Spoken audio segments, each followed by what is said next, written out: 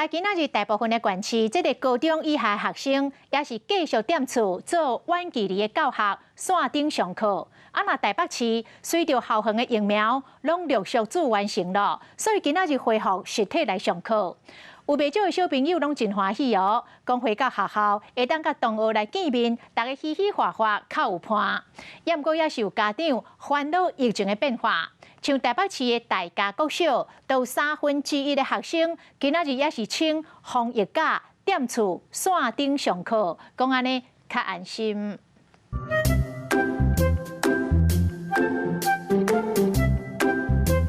这囡仔敢还有找有够成？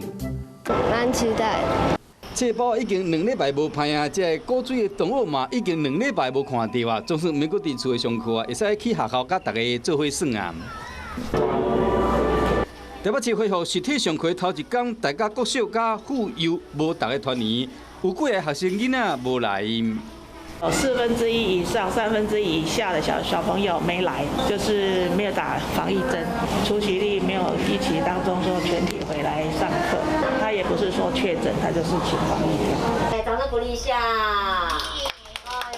平均有1/3的囡仔穿防疫假，所以讲老师上课时都要实体甲线顶做伙来。静静地望着这座山。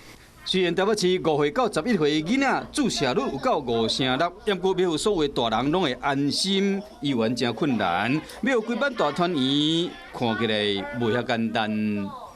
有事没事赶紧转开华视，还没有订阅华视的 YouTube 频道吗？赶紧按赞、订阅、开启小铃铛，我们华视 YouTube 见。